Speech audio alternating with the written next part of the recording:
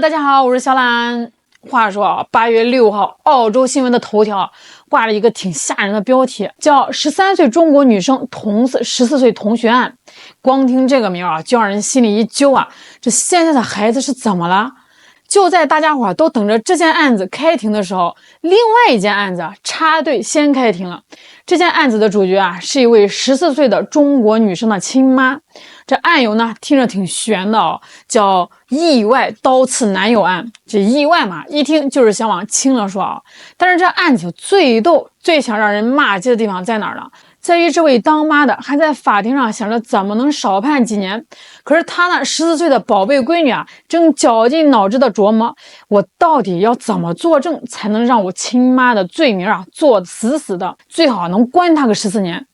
哎呦喂，我的妈呀！听到这儿，你是不是觉得背后发凉？这亲闺女要把亲妈呀往死里整，这到底演的是哪一出啊？咱们先来认识这位妈妈啊，这个中文名呢叫陈美莲，一个听着就很传统、很贤惠的名字，对吧？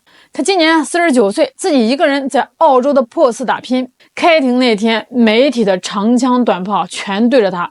这镜头里的陈美莲啊，一个人孤零零的，身边没个伴儿，就那么绝望又疲惫的走进了法庭。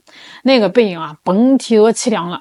她要面对的不只是法官和故意伤害这么重的罪名，更是来自她亲生女儿的一句比一句要命的证词。这事儿啊，要是稍微站在一个当妈的角度想啊，其实不难理解。你想啊，你辛辛苦苦养大的宝贝女儿，突然有一天你回家发现一个不认识的男的光着屁股跟女儿在你自己的床上鬼混，你第一反应是啥？是不是觉得天塌下来了？是不是觉得有流氓闯进家里正在糟蹋女儿？那是个妈都得抄起家伙跟他拼命，对吧？这陈美莲当时就是这么想的呀，她要把这个政策往这个方向去说，强调自己是情急之下为了保护女儿误伤了这个入侵者。那法官一听合情合理啊，最后可能就是个防卫过当，判不了几年，甚至可能缓刑就出来了。但是呢，他打死都没想到啊，他那个14岁的宝贝闺女不乐意啊，这女儿是铁了心，就是要大义灭亲，亲手把妈送进去。那这到底是为啥呢？这得从案发那天说起啊。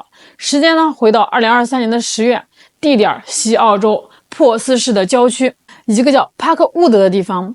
这个地方吧，一听就是那种中产阶级住的社区，安静干净。这陈美莲的家就在那儿。那天发生了什么呢？根据这个法庭后来公布的文件啊，那天啊，陈美莲14岁的女儿领着一个她在外面新交的小男朋友，一个白人小伙，偷偷摸摸的溜回了家。这还不算最绝的啊，最绝的是这小两口没去别的地方，直接就进了主卧室，也就是这个陈美莲她自己的房间。然后呢，这两个孩子就在这亲妈的床上开始了一系列所谓的小留学生标配整活。哎，这个词儿吧，虽然不好听啊，但是文件里他就这么写的，嗑药了，乱搞了，俩人啊正在办事呢。在这个床上动静也挺大的。这时候啊，这个陈美莲她正在楼下，她就听见楼上自己的卧室里有声音。这一开始还以为是风吹的，这后来动静是越来越大，她心里就咯噔一下。第一反应是啊，遭贼了，有这个小偷进屋了。她赶紧轻手轻脚的上了楼，想去推开自己卧室的门，结果你猜怎么着？门从里面反锁了。这一下她心里更慌了，但她思路稍微变了一下。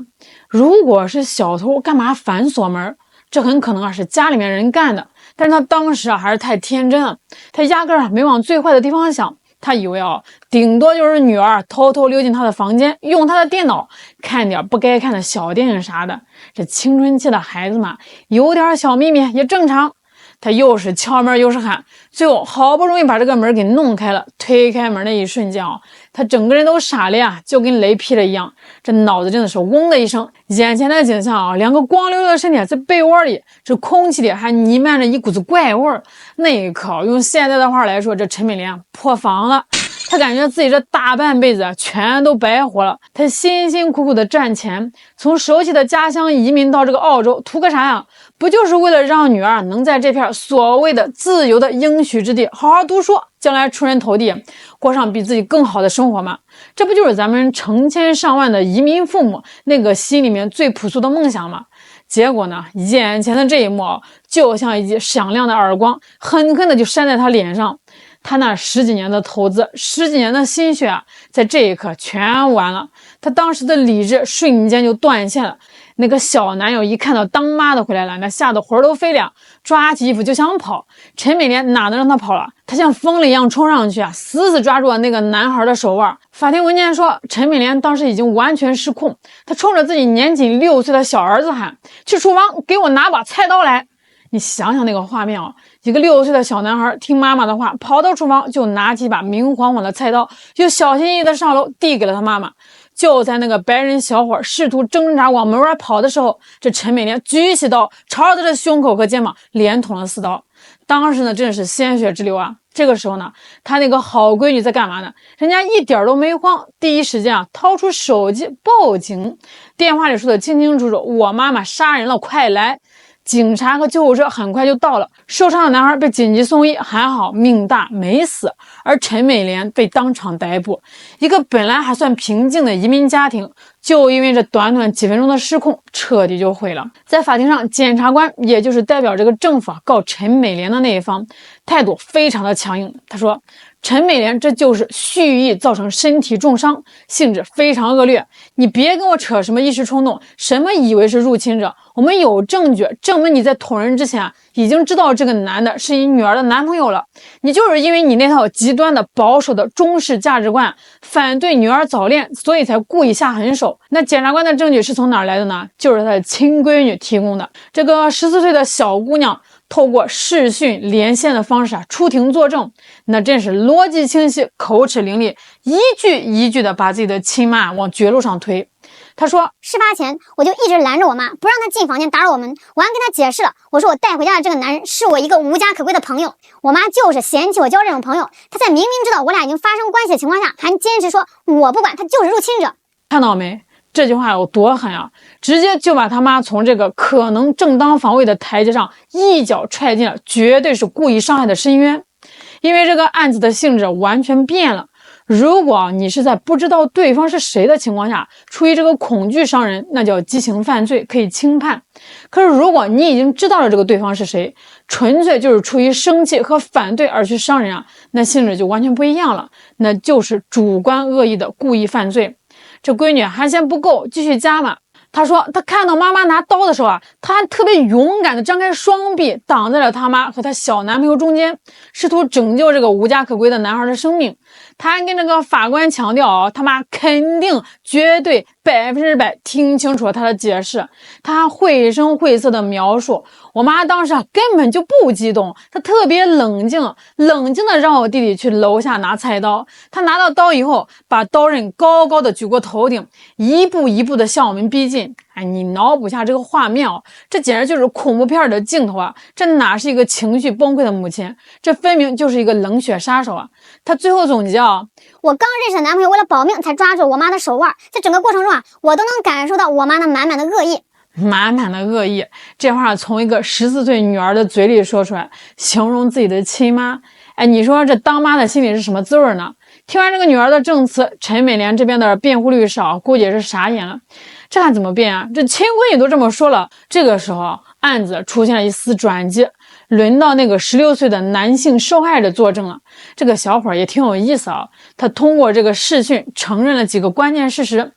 第一他承认当晚他从头到尾就没跟这个陈美莲介绍过自己，没说什么阿姨你好，我是你女儿的男朋友。这法官问他为啥不说，他说我主要是害怕这第二呢，在这个律师的追问下，这个男孩承认陈美莲从头到尾都在用入侵者这个词来称呼他，而他呢也从来没有反驳过，也没有告诉对方阿姨我不是入侵者。你看这案子是不是就有点滑稽了？这受伤的男孩基本上已经默认了自己当时就是那个身份不明的入侵者。如果按这个剧本走下去那陈美莲的罪名就可以大事化小，小事化了。然而他那个14岁的小仙女闺女能让他妈就这么轻松脱罪吗？怎么可能？你毁了我的快乐时光，我怎么能让你轻判？眼看着正当防卫这条路走不通了，控方和辩方居然在一个点上达成了共识。他们都承认陈美莲是一个虔诚的基督教，思想保守，对家庭和子女的管理非常严格。她拿刀捅人并非是出于纯粹的恶意，而是出于传统价值观受到了巨大冲击后的过激反应。但是问题来了，你的价值观、你的信仰在澳洲的法律面前管用吗？不管用啊！西澳洲的法律白纸黑字写着，14岁就是法律上可以合法自愿发生性关系的同意年龄。也就是说啊，只要这个女孩到了14岁，她自己愿意，那这个事儿啊就是合法的。所以你看这个事儿，它就拧巴在哪儿了？在陈美莲眼里啊，这是伤风败俗，是天理不容；但是在法律眼里啊，人家俩孩子是在进行一项合法且自愿的活动。你陈美莲用暴力的手段去阻止2个年轻人的合法行为，而且这个手段还这么残忍，这显然是严重犯罪啊！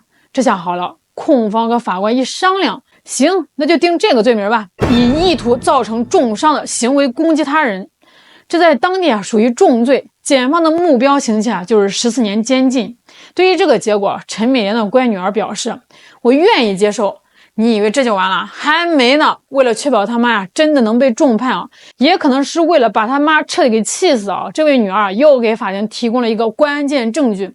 她告诉法官啊，我妈这个人啊思想极端保守，从小就管着我，不让我谈恋爱，而且啊这次也不是我第一次带男人回家了。这话一出口，整个法庭啊估计都惊了。他面无表情的作证说，在他这位男朋友被捅上那个晚上之前，他已经先后5次偷偷带不同的男人到这个家里来滚床单了。我的天哪，这简直就是往自己亲妈的心口上又补了几刀啊！这个律师当时都听傻了，就问他，既然你知道你妈会误会，你为什么不第一时间就跟你妈解释清楚呢？你猜他怎么回答？他说，我惊慌失措了，然后补了一句，我当时担心我妈妈会对我失望。这话说的可信度有多高，大家自己品。你都带男人回家6次了，你还在乎你妈对你失望不失望？你报警抓你妈，想让你妈坐14年牢的时候，你怎么就不怕她失望啊？审判到这里啊，基本上大局已定了。这个陈美莲被重刑是大概率事件，她那个乖女儿啊，应该可以心满意足了。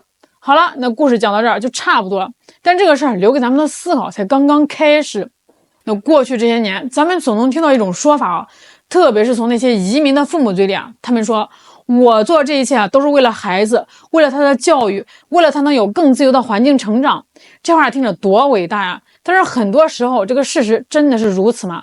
这孩子真的得到了更好的教育吗？这父母们真的得到了自己希望的结果吗？就像陈美莲一样，她以为把这个女儿带到了一个自由的国度，这女儿就能像她想象中那样成长。但是她忘了，这种不理解的自由啊，是一把双刃剑。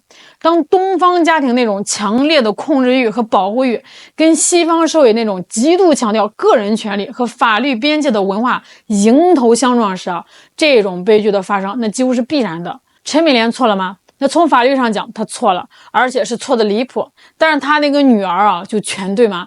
一个14岁的女孩，把母亲的卧室当成自己的宾馆，在事发后冷静的报警抓母，在法庭上条理清晰的要把自己的亲妈送进监狱，这背后暴露出来的人性之冷漠和家庭教育的彻底失败，更让人不寒而栗。所以说，这是一场谁也没有赢的悲剧。母亲失去了自由，女儿失去了亲情。那个6岁的小儿子亲眼目睹这一切，他的人生又会变成什么样呢？一声叹息啊！好了，今天这个糟心的事啊，咱们就聊到这儿了。